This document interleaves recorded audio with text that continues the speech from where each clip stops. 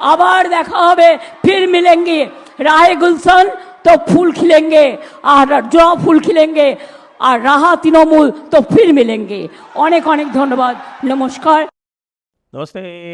आप सभी से अनुरोध है कि कृपया हमारे चैनल को सब्सक्राइब करें, वीडियो को लाइक करें और जाएं हमारे धर्मापणा स्टोर पर जहां चल रहा है 15% डिस्काउंट 30 अप्रैल तक, और लिंक दिया है नीचे डिस्क्रिप्शन में, क्लिक करें और वहां जाएं। एक और सूचना देनी है आपको, फतावा आलमगीरी की बुक 4 जो है वो पूरी तरह से अब कंप्लीट है और आप 2-4 दिन में ही पूरी आपके जो वॉल्यूम 4 है वो वॉल्यूम 4 आपको मिलेगा। और इसी के साथ हमारा जो कमिटमेंट है वो धीरे धीरे आगे बढ़ रहा है। अब हमारे पास 2.5 लगभग पब्लिश्ड मटेरियल हो गया है। That means 1/4 we have completed. तो ममता दीदी क्या कह रही हैं? ममता दीदी कल उत्तर दिनाजपुर में थी। अब उत्तर दिनाजपुर आपको यदि बताएं तो उत्तर दिनाजपुर जो है ये वो क्षेत्र है जो हमारी जो सिलीगुड़ी वाली जो चिकन नेक है उस चिकन नेक का एंट्री पॉइंट है। मतलब उत्तर दिनाजपुर से चिकन नेक में एंट्री होती है और उसमें जब किशनगंज नाम की एक जगह है बिहार में, किशनगंज से आगे चलते हैं तो वो इस्लामपुर होते हुए फिर आगे चोपड़ा होते हुए ये चिकन नेक में एंट्री हो जाती है। तो वहाँ पर वो कल थी। उत्तर दिनाजपुर जो है वो, वैसे तो उत्तर दिनाजपुर में मुसलमानों की काफ़ी पॉपुलेशन है, लेकिन आप ये देखें कि उत्तर दिनाजपुर की जो सीट है रायगंज, वो बीजेपी 2 बार से जीत रही है पार्लियामेंट में। और दक्षिण दिनाजपुर जो है वो बालूरघाट, वहाँ तो वैसे भी हिंदुओं की संख्या ज़्यादा है, वो भी 2 बार से जीत रही है। और मालदा उत्तर की भी सीट जो है वो 2 बार से जीत रही है भारतीय जनता पार्टी पार्लियामेंट। अब यहाँ पे ममता दीदी ने जो कहा वो बड़ा ही जो है वो एक विचित्र सा, एक जिसको कहें कि बज़ क्रिएट कर रहा है पश्चिम बंगाल में कि आखिरकार दीदी क्या कहना चाहती थी। ये दीदी का मास्टर स्ट्रोक था या दीदी का कोई सिग्नल था या दीदी का कोई हिंट था या दीदी का कोई विक्टिम कार्ड था, क्या था उसके ऊपर द जूरी इज़ आउट। तो उन्होंने कहा कि भाई रहेगा गुलशन तो फूल फिर खिलेंगे और रहेगा तृणमूल, यदि रहा तृणमूल तो फिर मिलेंगे। अब कोई समझ में नहीं पा रहा कि यदि रहा तृणमूल तो फिर मिलेंगे। तो उनको क्या डाउट हो रहा है कि भाई क्या तृणमूल जो है वो समाप्त होने जा रहा है, या उनको ये लग रहा है कि भाई उनकी हार की आशंका जो है वो बलवती हो चुकी है, क्या उनको हार दिखाई पड़ रही है? अच्छा, इसका दूसरा इंटरप्रिटेशन है। दूसरा इंटरप्रिटेशन ये है कि लोग कह रहे हैं कि नहीं नहीं, ये कुछ नहीं, ये मुसलमानों को सिग्नल है कि भाई अगर तुमने हमारा साथ ना दिया, क्योंकि उत्तर दिनाजपुर जो है वहाँ पर कांग्रेस का रिवाइवल हो रहा है। अब दीदी को उस रिवाइवल से बड़ा खतरा है और लोग बाग जो देख रहे हैं वो कह रहे हैं कि भाई ये उत्तर दिनाजपुर की जो 9 सीटें हैं, उस 9 सीटों में से भारतीय जनता पार्टी पिछली बार 2 जीती थी और इस बार वहाँ पर भारतीय जनता पार्टी लगभग 4 सीटें स्पष्ट रूप से जीतने की स्थिति में है और कांग्रेस भी 3 सीटें स्पष्ट रूप से जीतने की स्थिति में है। तो पिछली बार जो 7 सीटें जीती थी तृणमूल कांग्रेस ने उत्तर दिनाजपुर में, तो इस बार ऐसा लग रहा है कि उनको 2 सीटें ही मैक्सिमम मिल सकती हैं। तो यदि इस तरह की स्थिति, ये जो क्षेत्र है उत्तर दिनाजपुर, दक्षिण दिनाजपुर में तो वैसे भी बीजेपी स्ट्रांग है, तो मेन जो ये क्षेत्र है मुर्शिदाबाद और मालदा और आपका मुर्शिदाबाद, मालदा और उत्तर दिनाजपुर, यहाँ पे कुल मिला के आप ये देखें 43 सीटें। और इन 43 सीटों में पिछली बार टीएमसी ने, आप ये देखें कि 8 सीट छोड़ के सारी सीटें जीती थी। 2 सीटें वो हारी थी उत्तर दिनाजपुर में, 4 सीटें वो हारी थी मालदा में और 2 सीटें वो हारी थी मुर्शिदाबाद। 35 सीटें इन 43 सीटों में से ममता दीदी ने जीती थीं। लेकिन लोकसभा में क्योंकि वो गनी खान चौधरी की जो परिवार की मौसम नूर जी जो थी वो वापस चली गई कांग्रेस में, तो कांग्रेस ने अचानक 0 से इन क्षेत्रों में ही जीतती है। यहाँ 0 था, यहाँ 0 से अपनी संख्या बढ़ा के 11 कर ली, 11 नहीं, और यदि 11 सीटें इस बार भी वो जीत जाती है और इन्हीं क्षेत्रों में से जीतेगी, तो भाई आप ये देखें कि ये 43 में से संख्या घट के 20 तक आ सकती है। और यदि ये 20 आ गई भाई, तो भारतीय जनता पार्टी चाहे 148 क्रॉस करे या ना करे, तृणमूल से तो आगे निकल जाएगी। ऐसी स्थिति में ममता दीदी, लोगों का कहना है कि वो अपने मुसलमान भाइयों को ये संदेश दे रही है कि भाई अगर आप लोगों ने हमको साथ नहीं दिया तो तृणमूल नहीं बचेगा, और तृणमूल नहीं बचेगा तो उसके क्या परिणाम होंगे वो आप लोग समझ लीजिए। तो ये जो लास्ट मिनट स्विंग कराने का प्रयास है, उसके लिए ममता दीदी इस तरह से बात कर रही है कि यदि राहत तृणमूल तो फिर मिले। दूसरी तरफ कुछ लोग कह रहे हैं कि ममता दीदी जिस तरह से आजकल रैलीज में बातचीत कर रही हैं, उसे लग रहा है कि भाई वो डीपली फ्रस्ट्रेटेड है। डीपली फ्रस्ट्रेटेड क्यों है? क्योंकि उनका जो काडर है, लोगों का कहना है, मैं जो भी बातचीत वहाँ कर रहा हूँ उनसे कर रहा हूँ, कि भाई लोग कह रहे हैं कि वास्तव में तृणमूल का जो काडर है वो तृणमूल का काडर स्वयं ऑपरेट नहीं करता है।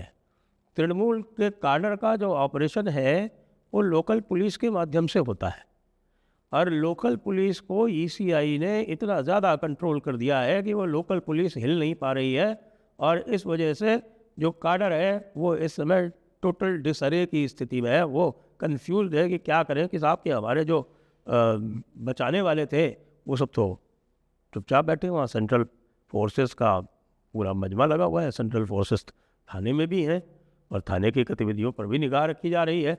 उनके जो ओसी पुराने थे, जिन लोगों ने काम नहीं किया था, उनकी सबकी ब्लैक लिस्ट आउट है, और सबके ऊपर तलवार लटकी हुई है। ऊपर से खतरा ये भी बढ़ता जा रहा है कि पता नहीं साहब ये सरकार बचेगी कि नहीं बचेगी। तो या तो जो है वो पुलिस वाले या तो न्यूट्रल हो गए हैं या पूरी तरह से ईसीआई की निर्देश में कार्य कर रहे हैं, और यदि उनको कोई संदेश दिया जाता है तृणमूल के काडर द्वारा तो वो कहते हैं कि साहब पहले ईसीआई का कुछ करो, हमारे हाथ में तो कुछ रहा ही नहीं, सब कुछ तो ये सेंट्रल फोर्सेस ने टेक ओवर कर लिया है, और सारे के सारे हमारे ऊपर के अधिकारी भी बदल गए।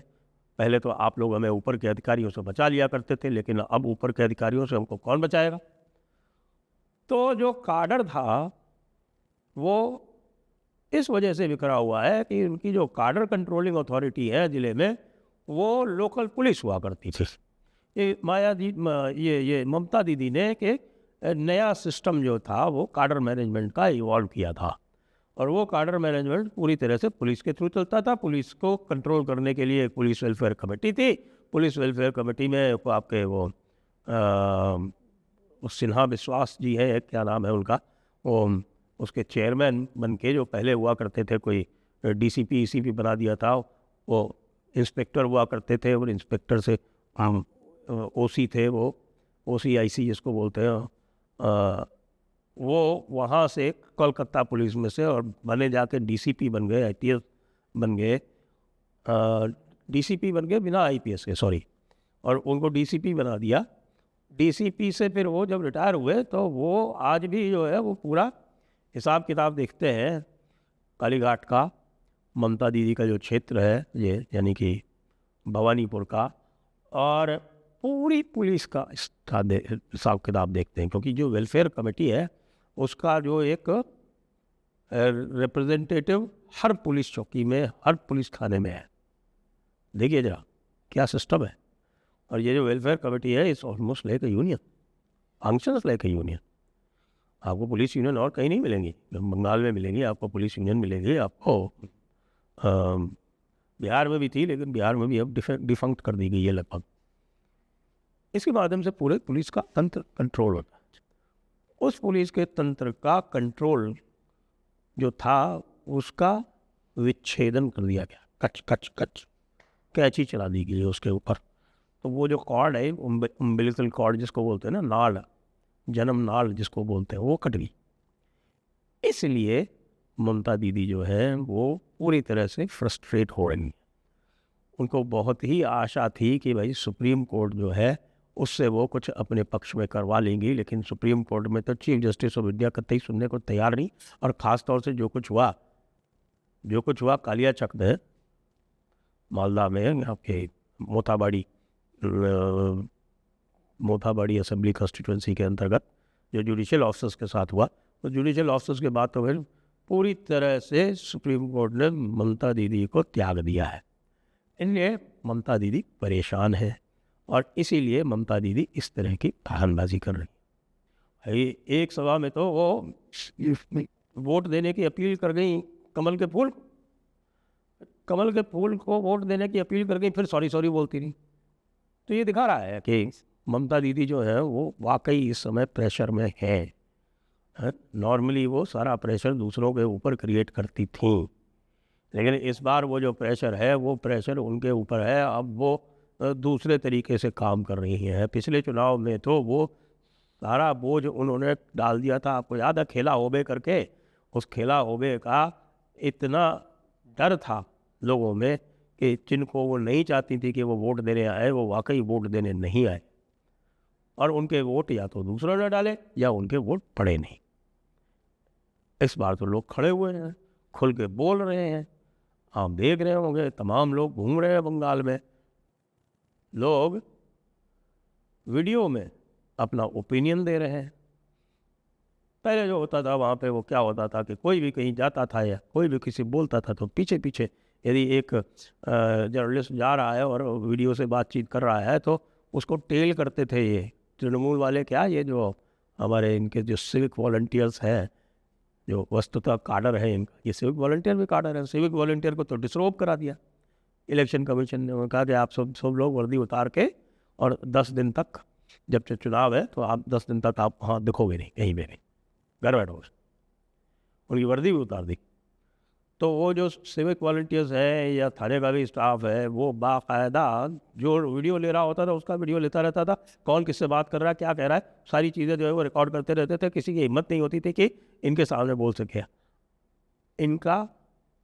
इनकी क्या बोले उसको, वैसेक्टमी कर दी गई। तो अब इसके चलते ये कुछ कर नहीं पा रहे, इसलिए ममता दीदी का आपको ये फ्रस्ट्रेशन दिखाई पड़ रहा है। और 2-3 दिन और देखिएगा, इसी में यदि कुछ और बढ़ता है, क्योंकि अलग अलग तरह की बातें कर रही हैं। यहाँ भी कह दिया उन्होंने कि बीजेपी वाले बम प्लांट करने की कोशिश कर रहे हैं। इसका मतलब ममता दीदी कर रही है, कर नहीं पा रही। ममता दीदी को अब बड़े निकट से देखिए, अब उनकी जो है साइकोलॉजिकल स्टडी इम्पॉर्टेंट हो गई है और उससे हमें चुनाव के परिणाम के बारे में कई क्लू मिल सकते हैं। जय हिंद, जय भारत, वंदे मातरम।